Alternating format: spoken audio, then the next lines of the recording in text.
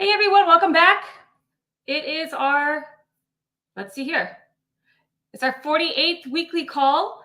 UpRock Weekly Call. Hashtag this week is UpRock Vivo. I am your host, Jen McEwen. Let me get this a little bit closer. It's a little dark in here in my place right now. But anyway, let me bring on stage Jesse Adams.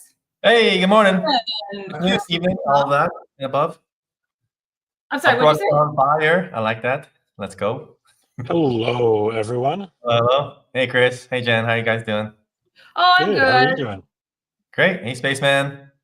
Hey, Spaceman. Good back. Hello. Hey, everyone. Let's go. Howdy. Ridvan, what's up? Reika, Nice. what's up? How's you guys this week? Pretty good. Pretty productive, actually. Yeah, just been heads down this whole week since we got a couple of big conferences coming up.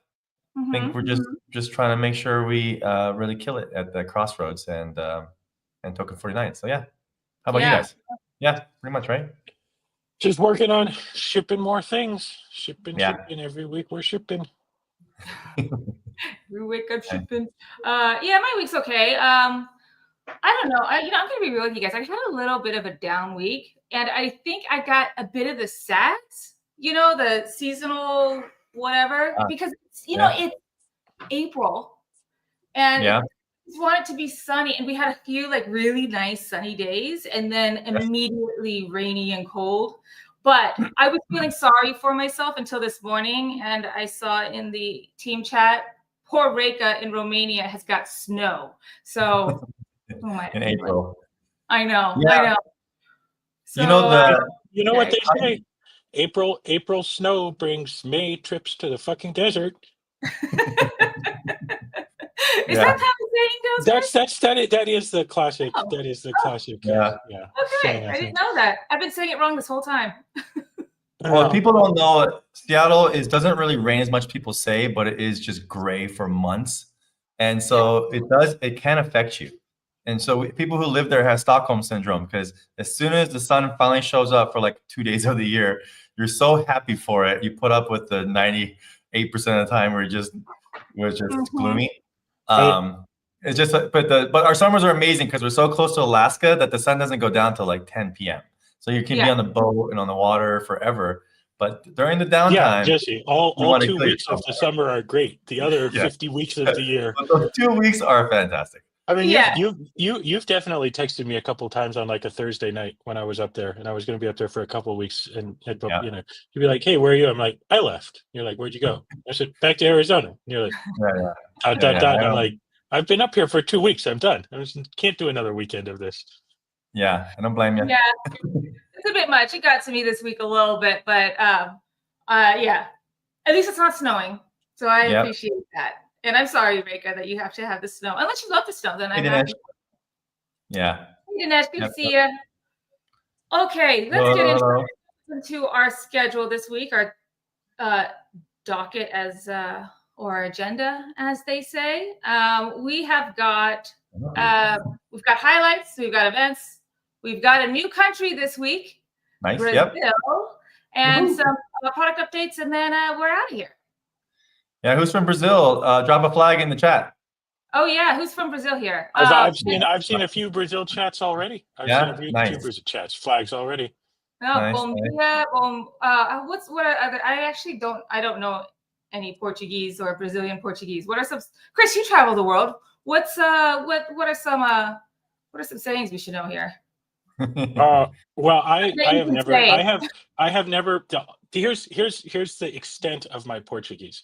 I know what beer is in Spanish, which is cerveza, and I'm going to butcher this. So for all the Portuguese people, I'm sorry, but I believe the most important difference between Portuguese and Spanish is that in Portuguese beer is cerveja, something like that. So anyway, that's always worked for me, or else they just see me walking in with a hat and a cigar and saying some dumb thing, and they're like, the guy definitely needs a beer. So it works for me. Brazil's awesome. I love Brazil. I haven't been to Brazil in a long time. We need to. This is Jesse. Were you saying to me the other day that the point of Brazil week is that, the point of country weeks is that I get to go to the country every week? Yeah, I mean, that's like a good perk of startup life. Get to travel for it. So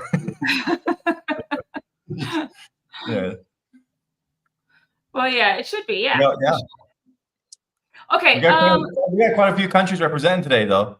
So I think all these flags in the chat are just, they're all putting in their votes for the next week's highlight, next week country highlight, which I love it. This is amazing. That's cool.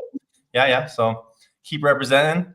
Well, next week we said it was probably going to be the U.S. because, well, we'll go back into it because there's an event coming on, the Solana, big Solana thing that we talked about last week.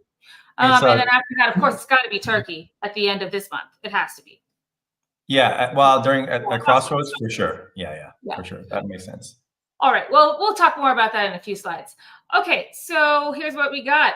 Some highlights. So this was fun.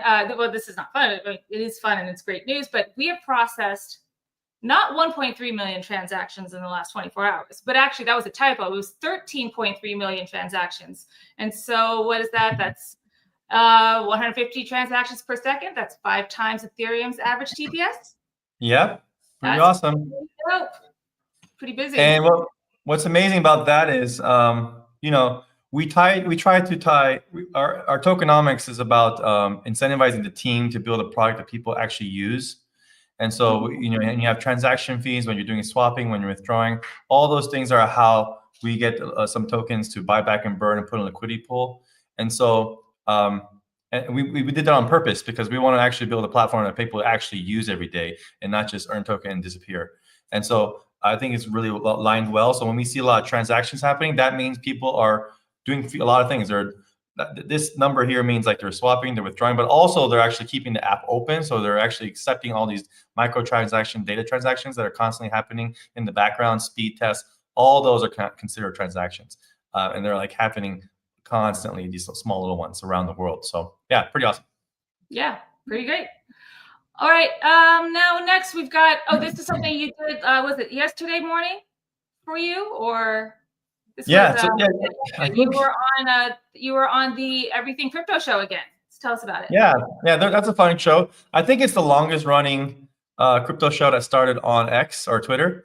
And so the first hour is they just talk about the current affairs of the world. So they spend a lot of time, like the first hour, just talking about the tariffs and how in crypto and the markets, and it was very financial talk about all that stuff. So if you want to learn about, if you just want to hear them riff on that and get their spicy takes, you can do that. And then the last half of the talk was just talking about DePIN and how we thought about how this market's going to affect all of us and the tariffs and what we think about all that. So what I said was,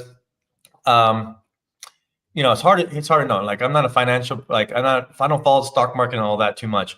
But one thing for sure is like, if prices go up, one thing is like a lot of companies are going to lean into more automation and more AI just to make products cheaper and services cheaper. That's going to happen no matter what. And so stuff like these big market moves are definitely going to accelerate more automation, more robots, more AI. And what does those robots and AIs need? They need compute power. And they also need data. And so in that world, this is where DePIN is going to play a lot, because you're going to need all those AI and robots are going to need a lot more data, a lot more compute worldwide. So I see just a lot of DePIN companies going to be doing a lot, are going to thrive in that world. I think the other thing is like people are going to be more price sensitive. This is why we're tapping into every other DePIN too. They're all tapping into this kind of worldwide trend of people want to make passive income with their mobile device, or like a side hustle, as things that just make you save money, earn money. These are all like really great trends, and your phones are so powerful now. So that's also going to, I think, continue to grow. And then so for a lot of the other DePIN companies where they have specialty hardware like weather sensors and stuff like that, again, I think in this space where you want to be way more efficient and build better products, better services that can just be kind of a world of abundance, this is where I think DePIN can thrive. So that was my like silver lining take on all the chaos in the world. The other thing that's interesting about this is, and I think this just absolutely underscores the importance of crypto in general, and how DePIN really plays into this.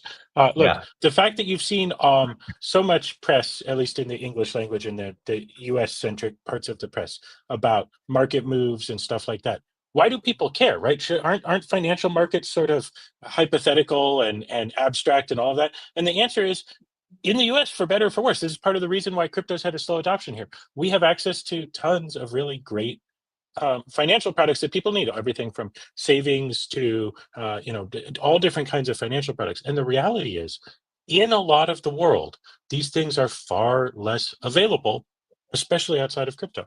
And so crypto is bringing markets to people. And so, why do the crypto markets care about this news? Because the crypto markets news move too. But why did people why were people even in the markets? Because they're available now. They're finally there. And this is, it boggles my mind this, but I still sometimes talk to people, crypto's just a fad. It's going to disappear. And I want to look at them and say, is gravity a fad too? You're not convinced it's going to still be there tomorrow? There are many arguments to be made and had about which are the best crypto or which are the right ones for a particular person, and that's a very complicated discussion. But that crypto is here, and that it's a thing, and that is a massive market that a large swath of the world, all around the world, is participating in. It's not really up for debate anymore, in my opinion. And so it's interesting that maybe 20 years ago, because of the prevalence of financial markets, people in the US would have cared about the disruption from tariffs, but people in a lot of other countries might not have cared so much, at least not outside of the abstract. Now they care because they can actually see the results in markets that they have access to and that they are participants in. And I think this is great. It's a huge democratization, and it's a bringing of important possibilities and opportunities to people all over the world. Yeah. And to just add to that, the tariff thing, and also this is a very more U.S. thing because of the Doge and the government efficiency, and whatever side you're on about that. But the whole topic of conversation is there is fraud. Every government does it. The trust is at an all-time low for most institutions. It's even lower now. Tariffs just kind of it's the whole conversation is all about who's getting ripped off, where is there fraud, how do we spend more money, how do we make things fair. It's it's all very similar topics that are on our top of mind. And I think this is going to also just really quickly highlight the power of more transparency and having things on chain, because you really can't screw people over if you see the transaction and see where the money's going. Really and so I think this is also just generally speaking, it's going to help people understand just the value of even large transactions of large, huge governments actually putting their spending on chain, so we can all evaluate it. And you can't lie anymore if it's on chain. Right now, it's just dark money. You don't know what's happening. It's he say, she say. It's just back and forth. People are fighting over the truth. There's no such thing about any of that stuff is on chain. So I also think in that way, it's another silver lining there too. Is everything is at all-time low. All this is going to push people to make things more transparent. And whether it's financial or even the data. And more decentralized, the better. So DePIN's a big part of that. So you can trust the data that these sensors and these phones are giving you because millions of people are providing it, or whether it's just a value that's being shared around and what we're all going to pay for. So anyway, that was a fun conversation. It's a big one. And we just and it was cool to be part of the panel. A bunch of other really awesome DePIN projects like Render and Nosana. Render is actually doing their own RenderCon next, I think, in a couple of weeks in Hollywood or around LA. So that's cool. That'd be fun. So a bit of a pivot. So this is not particular, or it could be DePIN. Certainly is AI. I was reading about schools. Some schools, in particular one, there's one in Texas that added AI tutors for their students just for 2 hours daily, and that their scores just shot up to what they said, shot up to 2% nationwide. I'm not sure what the 2% is for, what subject, but thinking about Chris, you're talking about crypto's here. Just get used. You're not gonna. Gravity is here. Crypto's here, and I think the same thing is with AI. Absolutely. Thinking about if this is we're integrating AI into our education for our kids or ourselves as well. I mean, there's also the DePIN aspect of that too, because tying back to what you just said, Jesse, where we need transparency. Where is the data coming from? What is the data? Just more data, better to get a fuller picture. Yeah. But I think this is super interesting stuff. When I hear people lament about, AI, I don't want to touch it. I'm not engaging it. I'm not going to support it. Okay, you're just going to let yourself behind. And it's the same thing with crypto. You're just going to leave yourself behind. It's here.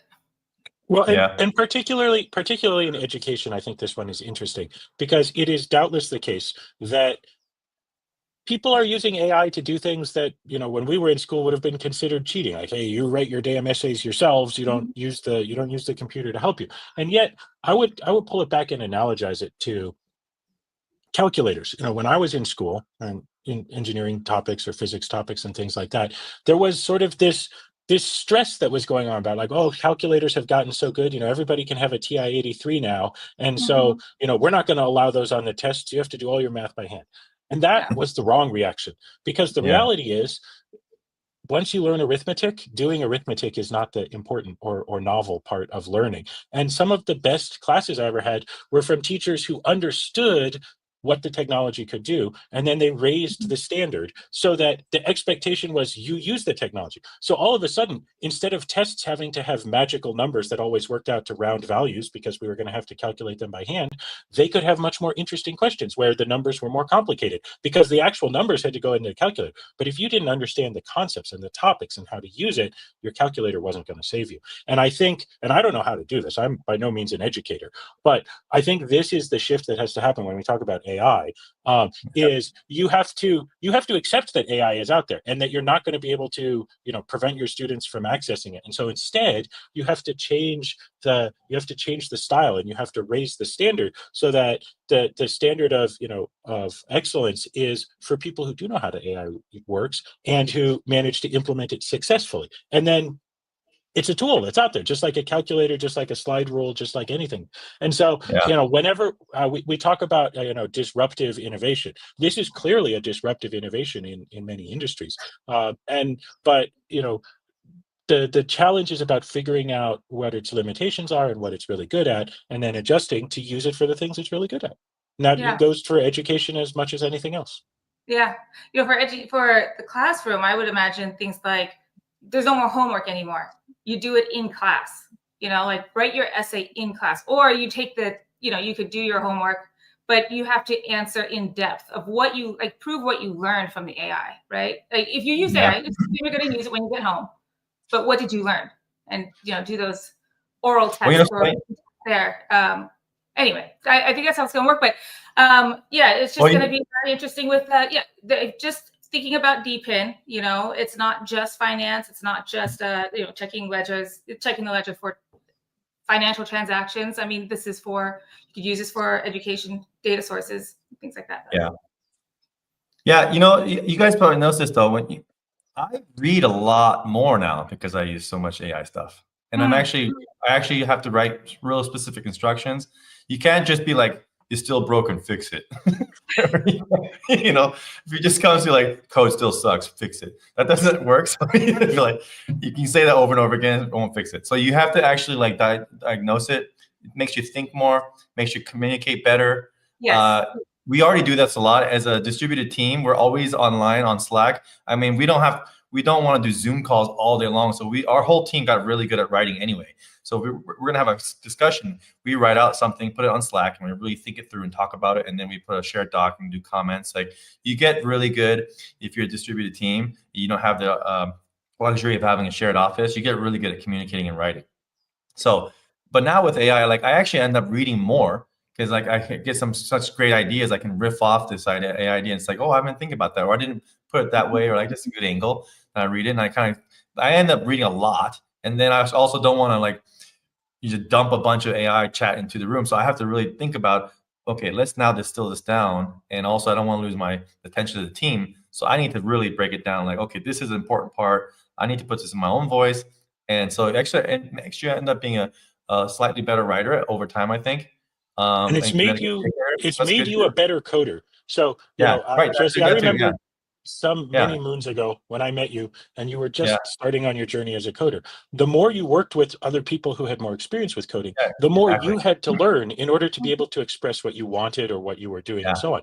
And what's interesting with the AI coding tools, when used most successfully, and I see you doing this and I see myself doing this, and Jen, I'm sure similar things are happening with some of the design tools you're using, you have to be really engaged in understanding what it's trying to do. And you know, there's a lot of jokes about vibe coding, and vibe coding will get some things out, but if you want a great product, which is what we do, you actually, it sometimes forces you, sometimes often forces you to really expand your knowledge. It'll propose a solution, and since it's different than what you were first thinking about, you have to be like, I mean, sometimes you can be like, no, I really want to do it this way. You have a very clear idea in your head. But even then, you have to have fully conceptualized what you want. It is like the calculator. If your calculator can do logarithms or transcendental functions, if you don't know which one you want, it doesn't matter that it can do it well. And I think it's exactly the same with like these AI coding tools. You know, if you don't know what you want, and certainly we've been playing with this, we're transitioning into this discussion, talking about product updates in a little bit, using the AI to drive our crawling process, you know, for scraping websites.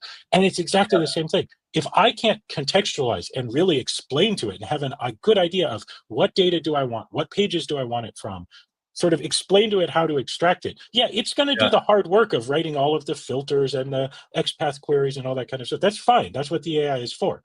But I have to really conceptualize, which requires me to learn more in order to express what it is I'm trying to do. Right. Yes, Exactly. yes, that's a good point. Yeah, distilling fact. But what does he say, Stevenson? Distilling fact from the vapor of nuance. Like, there's just so much. You know what I find myself having trouble with is that there is just now so much possibility. Like, it's endless. That I find myself getting lost in the weeds, because before it was like, okay, I had the limitations of what I already know and then what I can learn on my own. But now I have this help, this AI assistance, and it's like, oh, I can learn everything. Like, suddenly everything is at my fingertips, and now it's like, okay, well, where do I focus on? If everything is possible, almost anything is possible, that I have to have the mental training of like, okay, you could do that, but explore that later. Right. Yeah. You know what? That's the thing is, especially if you have a very entrepreneurial spirit, or you start companies, you're obviously means you're open to new ideas. AI can be dangerous because the best thing you can do as a company is focus. And when AI makes you superhuman, it's very, very hard to be like, no, let's not do that. Let's not do that. But it's even worse than that, because it used to be, Jesse, you would come to me, you'd have an idea that you'd express to me on a phone call in 2 minutes, and I say, yeah, that's a good idea. We'll get to it. Now you show up with like a fully formed development plan, and it's even more seductive.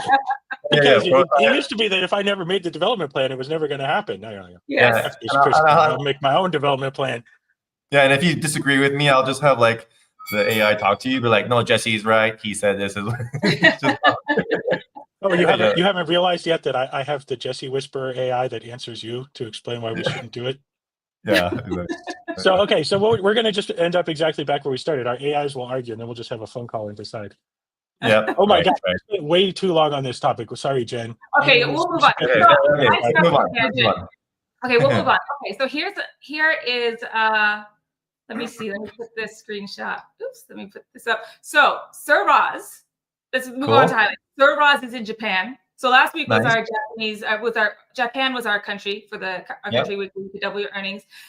Just so happened Sir Roz was traveling to Japan. I think that was not a coincidence. Something in my heart is telling me he wanted to double his earnings. I'm just kidding. Anyway, he was there, and this was fun. He's been sharing some fun photos, both internally and also on his X. But he met an UpRocker in Kyoto. That was really great timing. Yeah. So a Brazilian UpRocker in Kyoto. So the Brazilian UpRocker got the double earnings. Maybe he's back home in Brazil this week. Oh, that's so random. That's cool. I know, really fun, right? Anyway, speaking of Sir Roz, we've also got he's got an event. Oops, I did not get the rest of that handle on there. But anyway, so Sir Roz is doing he's going to be speaking with at Dynamo Circuit. This is in Turkey, so they're going to talk about. Oops, let me find this here. They're going to be talking about building giant teams that can compete globally. If you are in Turkey, you want to go check this out. This will be on April 18th at, I think they said 16:30. So what is that, 4:30 p.m. for folks who do the 12-hour clock.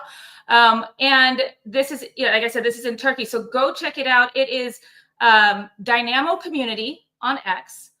And I have a typo here. It's Ark House People. So ARKHAUS people. And then, of course, follow Sir Roz on X, and that's Razi Uner. I'll type that in there real quick. It's totally just people, I right? have one question about this picture. What happened to his shirt? Like that? Oh, it's too sexy, no? It's sexy. It's too sexy. You remember that? That SNL skit with Chris Kattan? Oh no, he's too sexy, and he's just taking off his shirt, and yeah, that's our Roz. We do call him, sometimes we call him Sir Riz. Riz is Roz. Yeah, is Riz, sure. Riz Roz. Yeah. Okay, so go check that out if you're in Turkey, and I believe this is in Istanbul. So if you're there on April 18, go check that out. We'll share that on X, and the link to register is in the tweet. Yep. Cool. All right. And then another reminder, we talked about this last week, but Solana Across America is coming to Seattle April 23rd. And this is going to be hosted. This is in Seattle. It's going to be hosted by our good friend Jonathan Blanco with TF Labs and NIFMint. He was on the stream last week. Super funny guy, super great guy. And he's doing some really awesome things at NIFMint and TF Labs. Looks like, so I won't be there because I'll be in Istanbul. Jesse will be in Istanbul, and of course Roz is in Istanbul. But I believe Tim may be there, but you certainly will see Jonathan, and we will of course be online. So Tim will be there. Tim will be there. Tim will definitely be there. Yeah. So Jesse, why don't you gave the rundown on, you did a great rundown last week on Solana Across America. Why don't you do a recap this week? Okay. Yeah, let me pull up another link. So obviously, US is pro crypto now. So Solana is leaning into that. So they have a whole Solana Across America or Accelerate campaign, and to reignite enthusiasm in America, because for the longest time, nobody wanted to create a company in America about crypto because no one wanted to potentially pay a lot of money to fines or go to jail or whatever. All their fears were there because the rules weren't clear. It was stupid. Now it's getting clearer, so Solana really wants to lean in on that. So they're doing a Solana Across America event. So on the 23rd, it's going to be, I think, a dozen cities around America. They're going to all do the same day, the same event that day, just to celebrate, entrepreneurship, Solana, Web3, USA companies. And so Seattle is one of those cities. They didn't have a Seattle location yet, so I actually pinged the Solana Foundation and said, hey, can we? I saw you guys do a bunch of others, but Solana's not on the map. Can I see Solana on the map? So they love that. So that's how it happened. So yeah, Jonathan, TF Labs, he is the best, most consistent Web3 crypto community event company in the Northwest. So if you're ever in the Northwest, whether Portland, Seattle, or Vancouver, and you want to check out and meet other people in Web3, you always want to follow TF Labs and Jonathan, because he really does the only events that are consistent every month that are great and are community focused. And so it's at his pretty awesome startup spot. And it's going to be a fun party and a vibe, and it's going to be free food and drinks and just talk about crypto. So yeah, so Tim will be there to probably give you a little talk, but it's mostly just to hang out, meet people. And that's on the 23rd. So I dropped the Luma. If you happen to be in the area, sign up. It's already 55 people going to be there. That venue usually has about 100. So it's a really small local community, but it's very good networking. So. Yeah, great. So let us know if you're going to be there. Let Tim know, and let Jonathan know. And if you didn't catch last week's stream, go on YouTube, UpRock.com, and go check that out, because Jonathan is really great, and I think you'll enjoy it. Let's go. Okay. A quick update, not really update, on the ambassador program. We don't have the winners yet. Sir Roz is traveling. It was traveling last week, so that will be coming soon. So I just want to give you guys a quick update, because I know we talked about, hopefully we'll announce the winners this week. Well, I guess probably I was being a little ambitious with saying that we would do it maybe this week. So we need a little more time, because that is also over 100 submissions for him to go through. So that is coming soon. So I just want to give you a quick update on that. And real quick too, Well, actually, let me answer this question. I am from Brazil. What do I do? Cool. Yeah, so open the app. There's going to be a card that says, if you're from Brazil, I'm in. And just tap that button and you'll get double earnings for just being in from the country Brazil. So every week we're going to celebrate a new country around the world. And so this week's Brazil. So just open the app, tap the button that says I'm in. That's all you got to do. Jen, as far as ambassador too, yeah, we did get a couple of questions from the Rocketeers. Some folks asked like, hey, I didn't get the short list. Like, what could I do to improve next time? We're just going to say this, like, there were so many good ones, almost 600. Like, I don't even know if we can say, like, your submission was bad or not. I mean, some of them, at the end of the day, there were just so many good ones. It was actually really, really hard to choose, honestly. Yeah. That's what it came down to. We did really, the ones that you can tell that really cared about understanding the product. You can tell when you're explaining it, and you can tell when you can just tell when you care. And the ones that are in video were amazing when people actually took a camera and explained it on camera. I know that's not hard, that's not easy to do, and so those are also very, very, very inspiring to see. But there's a lot of those awesome content, and so honestly, it was just really hard to choose. So those are the ones that stood out, but there's so many stood out that even bring it down to 100 was hard. So Roz has a really tough job to even take it from here, and he's really paying attention to them. So yeah, we're gonna figure it out. But anyway, we appreciate everyone asking that and asking about how to improve it. So even the fact that you asked that is amazing, because they were really great in the first place. Okay. I hope you jet lagged anyways. I'll be up all night. Yeah. Let's go. All right. Now moving on. Okay, so this was we jumped the shark a little bit. Well, not really, but because it's on X. But this week's country is Brazil. So from the 7th till the 14th, so you got 4 more days. You can let me put this up here. You can get double your earnings. So that's what you do. So just there was a question that was just asked, what do you do? You're in Brazil, what do you do? And so when you, like Jesse said, when you open the app, there's a little card there. You just say, I'm in. Yeah. And that's it. And then you just keep the app running in the background, and then you'll double your earnings for the week. By the way, when you guys say Brazil and you see the country, the country map there with the beautiful colors and the symbols, do you already hear the sound of music, in your head? Nova? I feel like we all probably have a song in our head when we hear Brazil. I have a specific song in my head. Anyway. Yes, I love some bossa nova. I'm sure I also love some Brazilian. That's exactly the song. That's funny. I think that's what I'm gonna do today. I'm gonna or sometime before I go to Turkey, I'm gonna maybe get some Brazilian steakhouse. Yeah, that sounds perfect. Yeah, meat sweats. By yourself? Yeah. Why not? Oh my! Yeah, celebrate. Scandalous. I'll bring Tim. Maybe Tim and I go get some meat sweats and Brazilian steakhouse. I mean, it's so good. That's the only time I've actually remember, Chris, when you were up here. As only we went to dinner. We went to get Brazilian steakhouse, and then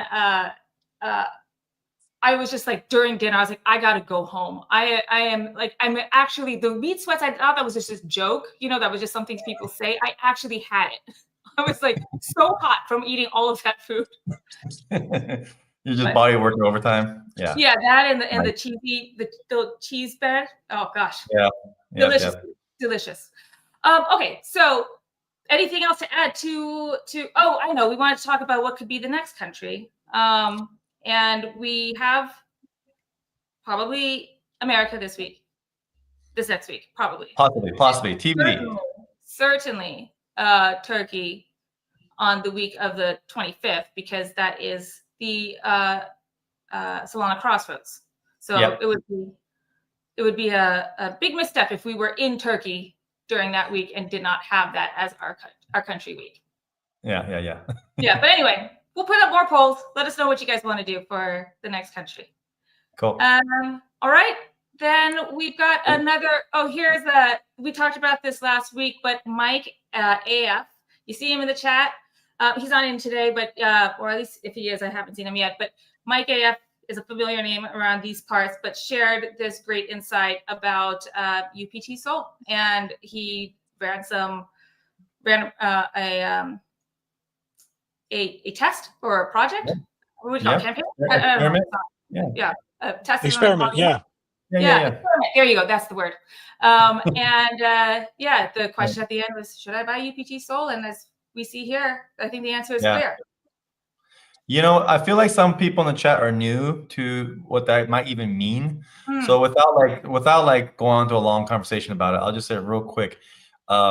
If you're familiar with if you have a Web3 wallet, especially Solana, you have some Sol in your wallet. And you can make some extra yield on your Solana, like a savings account, if you stake it. You can stake it on a validated node. Most wallets have it built in, the UI. So a Phantom wallet has it where you can actually stake your Sol and earn some percentage every year. If you stake it though, it's locked. So you can't sell it whenever you want. And if you want to unstake it, it takes I don't know exactly time, but it takes like a few days to unstake it. Now, however, markets go up and down kind of crazy. You might need to sell it for some reason, or you just want to be able to have access to it and do something with it. And so a lot of people, because of that reason, they won't stake it because they want just that Solana token to be just liquid, right? Liquid means you be able to sell, do something with it and not get locked up. However, now a new innovation is called liquid staking token, which allows you to actually convert your Sol to a liquid staking token and get rewards in another token. In our case, UPT. So there's a lot of companies who have their liquid staking token now. You can see here there's D-Sol, there's Jito Sol, H-Sol, M-Sol. I think M-Sol is Marinade Sol, right? Marinade Sol, Jupe Sol is Jupiter Sol, With Sol is the meme coin with Sol. So all those, you can convert your Sol to all these different tokens, different versions of liquid staking token Sol. And you can earn those rewards. So what Mike did was he actually bought one Sol of all of these different tokens, of these liquid staking tokens, and also just a regular, kept some in just one Sol and just Sol, and compared the yield over a couple of months and see which one actually bought you the best value. And UPT Sol, he was very surprised, was actually the best one. It won all of them. And so it's very hyper competitive. For the fact that we can win by a couple of dollars is pretty amazing. So if the question was, should I buy UPT Sol over other liquid staking tokens? The answer is yeah. Yeah, that's Mike's answer, and it seems he's. And if you're interested in this, definitely read his thread because he went into a lot more details on this. And I believe, correct me if I'm wrong, he's going to keep this experiment running for a while, right? That's what he said he was planning to do. I think so. Yeah, I think so. Yeah. So it's interesting that so it's a couple days typically to unstake a raw Sol stake, and the other. The idea behind this, when I first heard about the liquid staking tokens, it was like, well, but what? Isn't it staked? But the answer is the liquid staking token just represents the interest in that underlying stake. So you can, depending on the liquid staking token, some of them can be redeemed in various ways and so on. But in the meantime, it's just way more convenient because you don't have to go through all of the mechanics. I remember when we first staked some Sol before we even started UpRock, it wasn't impossible, but it definitely was a bit of a trick to get all the staking accounts set up properly and all that kind of stuff. And this is just a lot easier. I would definitely, if someone asked me, hey, I want to stake my Sol, I would definitely recommend them probably, use a liquid staking token so you don't have to deal with that by yourself. Right. Yeah. Yep. Yeah, so like you said, it's like Sasha says, and Chris said, and we all say that is a wonderful thread from Mike. So go to x.com/uprock.com and you'll see it there, or you could go to x.com to see Mike, and I think it's Mike_AF_. Let me just take a zoom in here. Mike_AF, and then 2 more underscores, and you'll see it there. I totally, we all recommend go check it out. It's a very great thread, especially if you're new to staking and liquid staking in particular. Very educational. All right, guys. Actually, this is a very short week for our stream. I think we're only at 40 minutes now. Do we have any other updates that we have to share? Yeah, we have some product updates to talk about, but I'm not sure if there's slides made it in for all of those. Let me go to the next one here. Okay, Prism, here we go. Yeah. Well, first, the client updates. One went out for Android last today. Hang on. Are we doing client updates first? Oh, yeah. Do we have a slide for that? Okay, then let me hide that slide. I don't think we have a slide for it. So for Android side, we have some bug fixes that the Rocketeers got from the community. So some bug fixes went today. A lot of it was kind of like back-end issues. So you won't see any change on the UI. We are working on surveys though, so that's coming out hopefully next week. iOS, same thing. The release went up last weekend. And then also we're on that current branch of surveys for the iOS version. So that's going pretty great. Nice. Desktop also, you're So going to start version seeing 9 of desktop is out. Yep. I saw after last week's live stream, I saw a bunch of you upgraded, which was awesome. You actually that went a little faster than I was expecting, to be honest. Yeah. I was watching that the desktop clients are pretty, they're big boys like me. I was watching some of the traffic graphs, and there was a nice big spike with those. But then it's kind of tailed off a little bit. So if you're listening to the live stream, or if you're listening to this later on, you have a desktop client installed, make sure to upgrade to version 9, because version 9, which is the current version available on the website, has a bunch of important fixes, new UI, but probably most importantly, it has an update notifier. So next time there's an update, you'll be able to find out about it and just install it with one click instead of having to download it from the website manually. So if you're running version 8 or older, please download version 9, and hopefully that's the last time you have to go to the website and download it by hand. Yes. UpRock.com. Yep. Well, just go to UpRock.com. We'll do a user agent. It will recognize what you're on. You're on a Mac OS. It will just say download the Mac OS app. And then also speaking of the website, majority of our priorities are always on the native applications, because that's actually where the mining and the all the action happens, and most of the users are there. But we do get it. We're also seeing a really strong uptick on the website traffic. And a lot of the things that we're doing for the offers, surveys, and deals and rewards, they don't have to have a native application, so we're applying it there. And the website, if you guys see, even on the front-facing pages, like the tokenomics page, the network page, even the home page, they're all getting a lot of TLC right now. And so when you log in, that's been a little bit stale, because all of our attention's been on the native applications. You're gonna start seeing some really big updates even on just the web portal itself. So we're excited about that, because we've noticed people actually use the website quite a bit too. So yeah.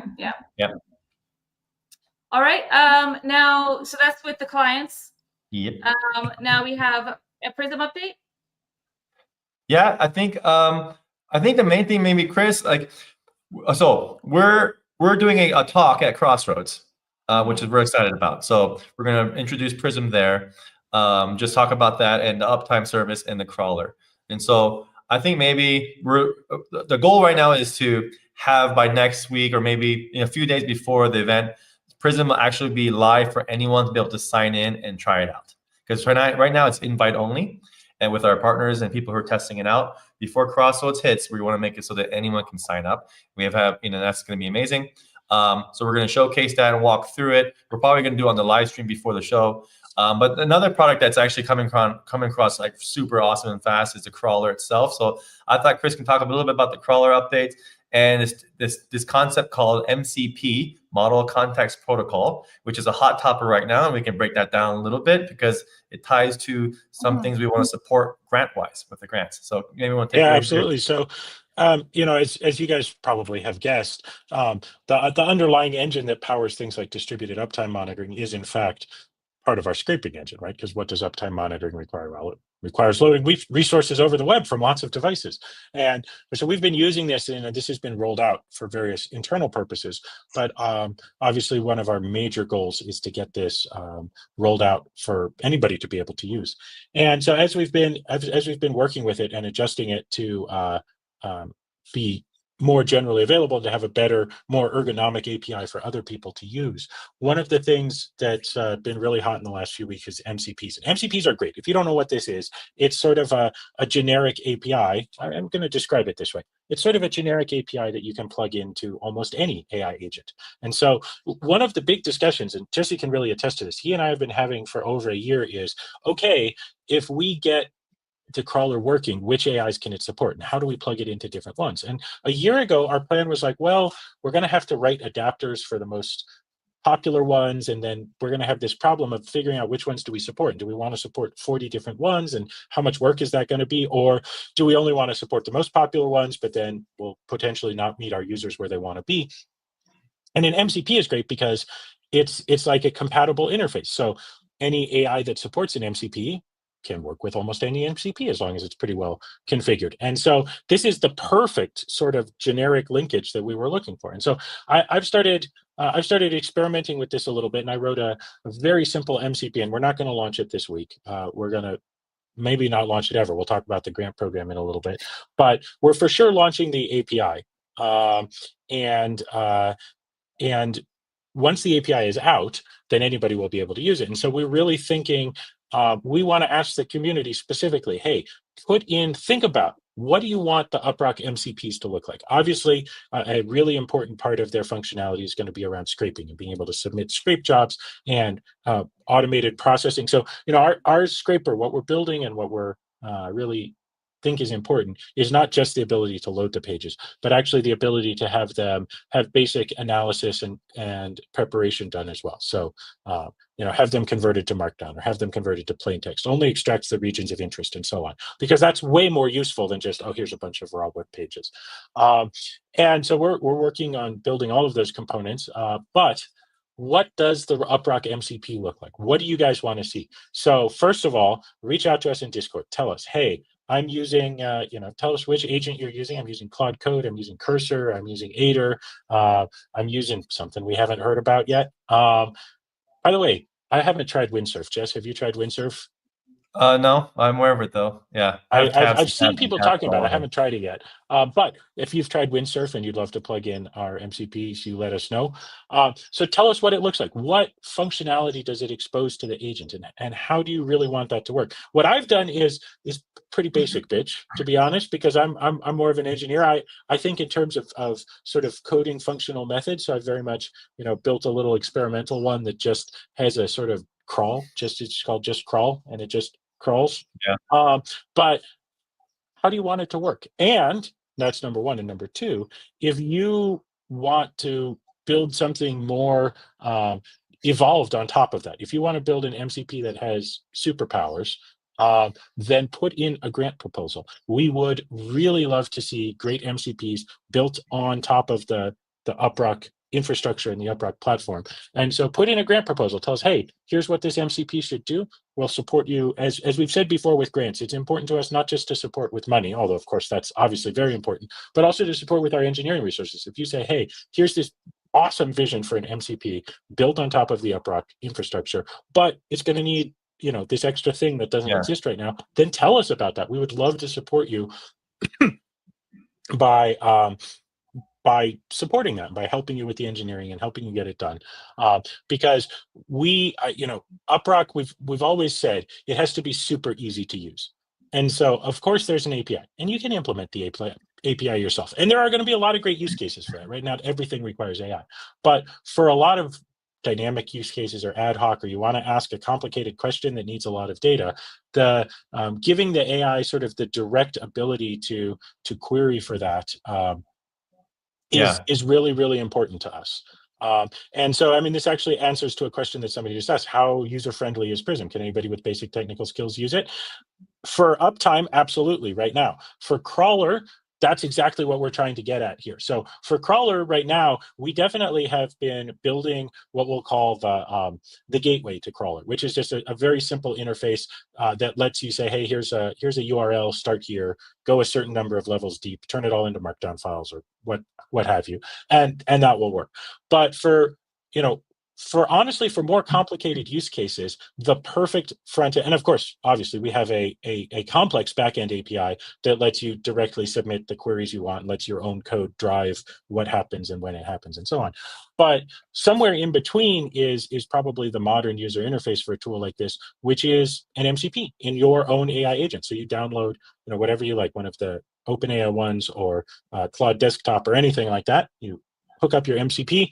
You hook up our proposed MCP to that agent, and then you tell it what you want, and the agent learns from the MCP. Here's how I submit crawling tests. Here's how I get the data back. And draws that all together into an automated system that can do that kind of thing for you.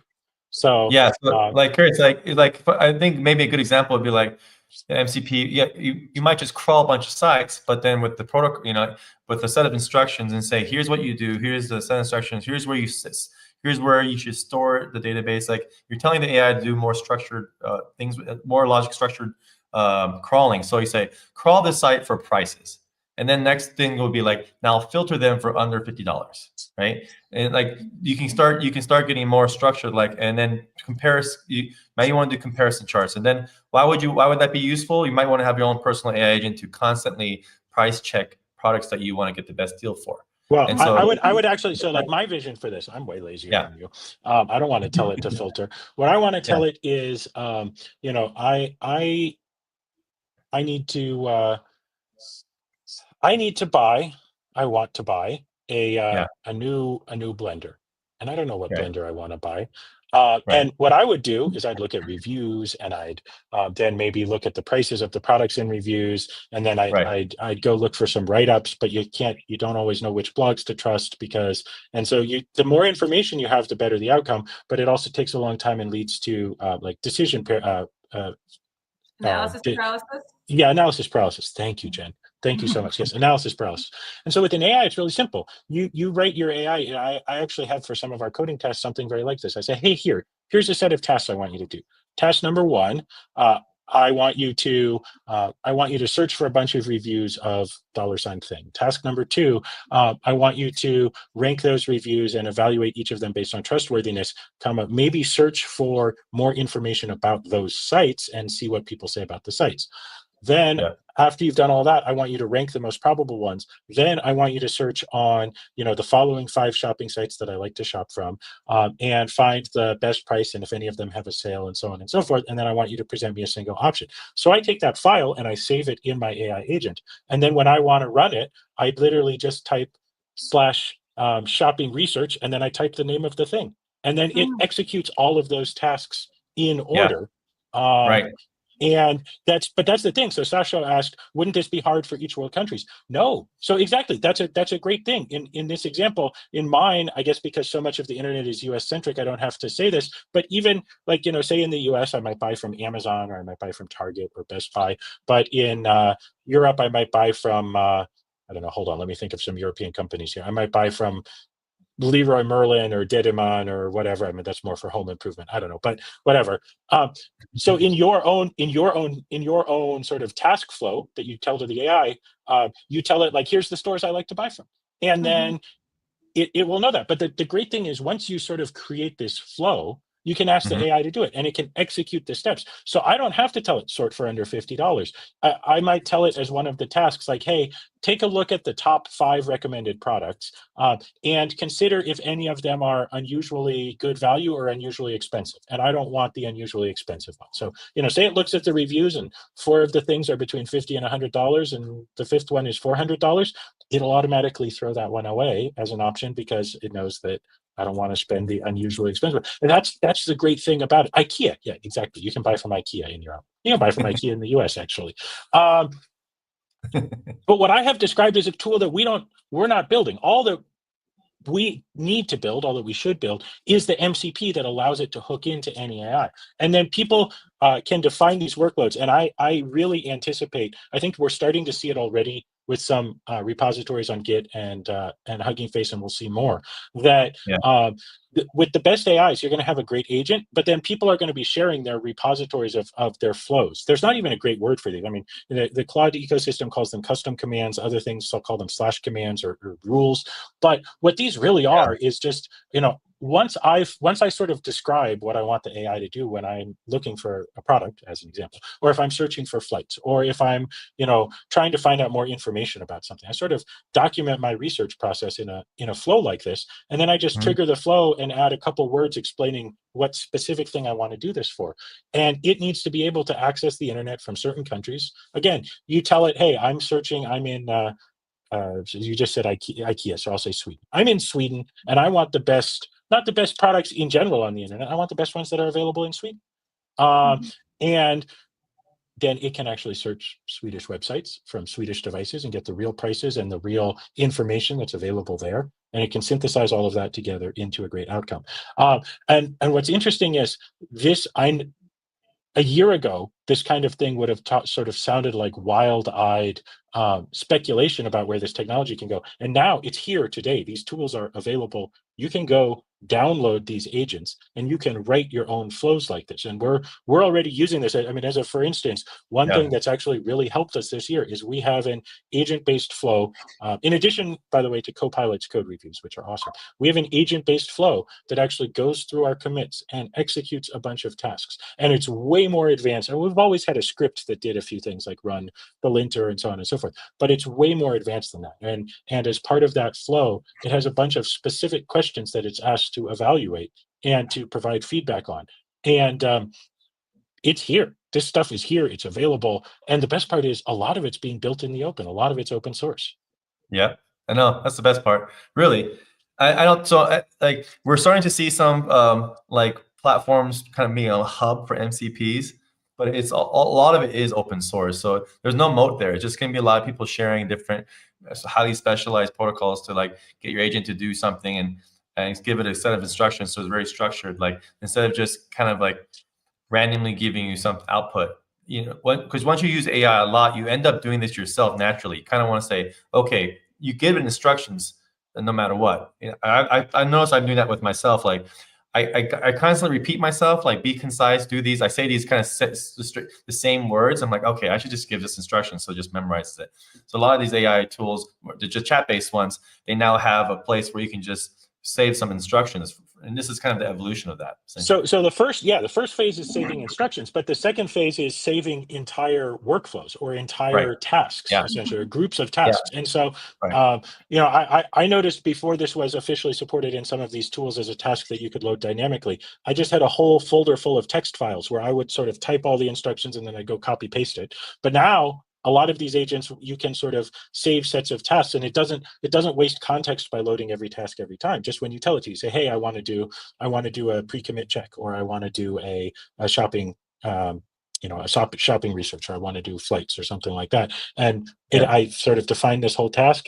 And so anyway, this is a very long way of saying, I really firmly believe that an MCP is going to be a really powerful user interface for the UpRock Prism platform, and we're definitely going to build one of some kind. I'm sold on that. But give us ideas, and if yours is a great idea and you want to work on it, put in a grant proposal for it. We really want to support grant proposals for this, because this is a wonderful way to bring the UpRock ecosystem to, you know, everybody who's using AI agents in a really simple and straightforward way. Yeah. And speaking of the grant, I mean, we had a few weeks ago, we had Dowgent on the stream. And they're bringing AI-powered AI-powered governance insights. Governance to DAOs. Yes, if you're in a DAO. So instead of having to go through like a lot of data of like, let's say there's a new vote, you can just like use this instead, like something very quick to save you some time on like things that you should care about in the DAO, or things that you might want to vote on, how you should vote. So, speaking of grants, that is our first grant prize went out to Dowgent. So if you have another idea similar, well, it doesn't have to be similar, but if you have another idea in this realm, Chris was just talking about, we want to drive things like this forward. Real quick, this comment right here. By the way, we have a contribute to earn program and the ambassador program, so we have many other ways to earn. Obviously, in the app itself, there's a bunch of programs we're going to introduce, like play to earn and shop and stuff like that. But beyond that, to actually help the platform grow, we love for people to contribute to earn. So that's like when we have a new feature, like providing feedback on that, providing ideas, providing specs. Like also, the ambassador program is all about content, great content. So if you're not a dev, that's totally okay, because we have many ways that you can help the UpRock community, the UpRock platform. And we want to hear from you. So don't worry if you're not a dev. There's other ways to contribute. Yeah. Okay, guys. Well, I was worried that we were going to be a little light today, or it was going to be a shorter one, but it's always fun chatting with you guys, and we're at an hour. Yeah. Oh, exactly. We actually almost at 3,000 people on. Usually we get about 5,000-10,000 over the course of a few days, because everyone's at different time zones. But this, I think, is our pretty high number for today. So pretty cool. Where is everybody? Where are you guys? Where are you guys checking in from? Yeah, all over, man. All over. Yeah. I saw Nigeria. I saw pretty cool. I saw a lot of folks in Nigeria and some folks Brazil. Yeah. What time is it for everybody? For me, it's not even noon yet. it's happy hour wherever we're at. That's what we're saying. It's happy hour wherever you are, Jesse. You are Jesse. That is absolutely correct. It's happy hour no matter what time it is. Enrique is all over. We got Romania in the house. We've got got Seattle in the house. All over the world. Let's go. Yeah. Okay, guys. Well, I think that we should probably call it a day. I think that wraps it up. We had a great discussion today.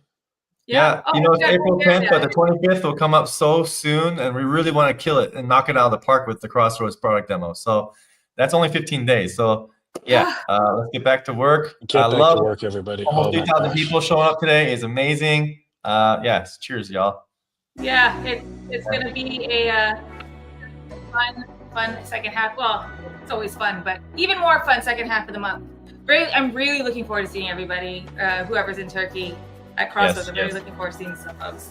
Look for us in that box.